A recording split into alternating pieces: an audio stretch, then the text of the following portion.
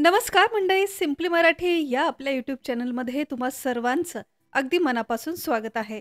मंडळी, उन्हाळा चालू झालाय आणि या उन्हाळ्यामध्ये अगदी उपयुक्त अशा काही टिप्स मी तुमच्यासाठी घेऊन आलेली आहे, ज्या तुम्हाला नक्कीच उपयोगाच्या ठरणार आहे. चला तर थोडाही उशीर न करता या व्हिडिओला सुरुवात करूया.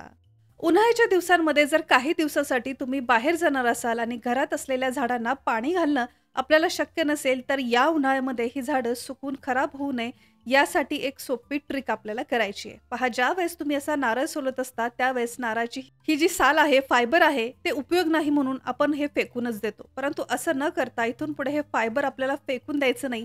हे असं एकसारखं आपल्याला पिंजून घ्यायचं आहे आणि हे फायबर आपल्याला झाडांच्या मुळाशी किंवा मातीवरती असं एकसारखं पसरून ठेवायचं आहे. यानंतर तुम्ही झाडाला पाणी घालाल तर तुम्ही पाहाल नारळाचं हे फायबर भरपूर प्रमाणात पाणी हे सोक करून घेतं आणि त्यामुळे आपल्या झाडांमध्ये ओलसरपणा राहतो, थंडावा आपल्या झाडांना मिळतो. झाडं ही आपली कोरडी होत नाहीत, सुकत नाहीत. त्याचबरोबर मार्केटमध्ये सुद्धा असे छोटे-छोटे मातीचे भांडे आजकाल मिळतात. त्याचा वापर तुम्ही करू शकता. हे जर एकदाच भरून ठेवले तर अगदी 2 ते 3 दिवस सुद्धा आपल्या झाडांना हे भरपूर पाणी पुरवतात. त्यामुळे सुद्धा आपली झाडं ही सुकत नाहीत.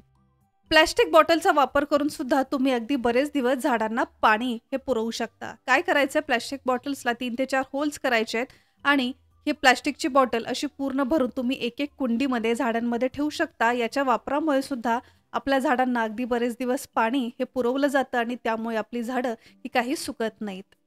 तर आपली झाडं ही सुकून खराब होऊ नये यासाठी अशा काही बेसिक ट्रिक्सचा वापर सुद्धा तुम्ही या उन्हाळ्यात आपल्या झाडांसाठी करू शकता. झाडांप्रमाणे उन्हाळ्यात पक्ष्यांना सुद्धा पाण्याची खूप गरज असते. त्यामुळे प्रत्येकाने आपल्या गॅलरीत किंवा खिडकीमध्ये एखाद्या छोट्याशा भांड्यात पक्ष्यांसाठी पाणी नक्की ठेवा. उन्हाळ्यात घर थंड राहावं यासाठी प्रत्येकाकडेच एसी किंवा कूलर असेलच असं नाही, तर ज्यांच्याकडे घरात एसी किंवा कूलर नाही अशांसाठी घर हे थंडगार राहण्यासाठी काही खूप उपयोगाच्या अशा टिप्स ऑलरेडी मी आपल्या चॅनलवरती शेअर केलेल्या आहे. तो व्हिडिओ जर तुम्ही पाहिला नसेल तर तो व्हिडिओ सुद्धा तुम्ही नक्की पहा, ज्याची लिंक मी तुम्हाला या व्हिडिओच्या शेवटी देत आहे. बऱ्याच जणांना उन्हाळ्यामध्ये घामाचा हा खूप त्रास होत असतो. या घामामुळे फक्त शरीरालाच नाही तर कपड्यांना सुद्धा एक प्रकारची दुर्गंधी येते. दिवसभर ऑफिसमध्ये कुठे बाहेर कामासाठी जायचं असेल तर घामाची ही दुर्गंधी खूप ऑकवर्ड फील करवणारी असते. तर आपल्या कपड्यांना घामाची दुर्गंधी येऊ नये यासाठी एक सोपा उपाय तुम्ही करू शकता.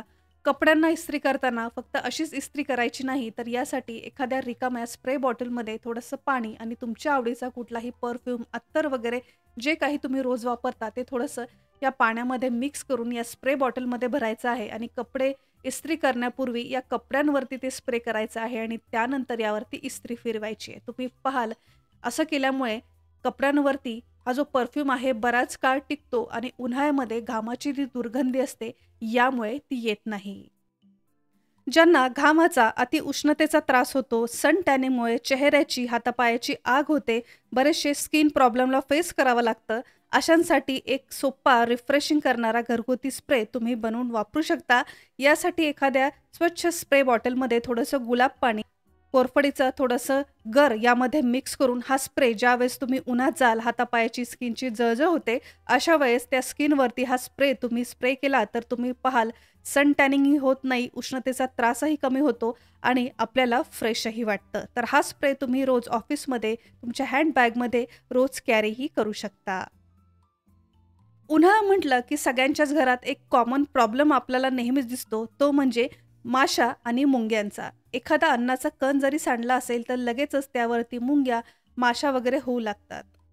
यावरती सुद्धा अगदी त्वरित उपाय म्हणून एक सोप्पा असा होममेड स्प्रे तुम्ही घरात तयार करू शकता, जो या माशा आणि मुंग्यांवरती अगदी प्रभावी ठरणार आहे.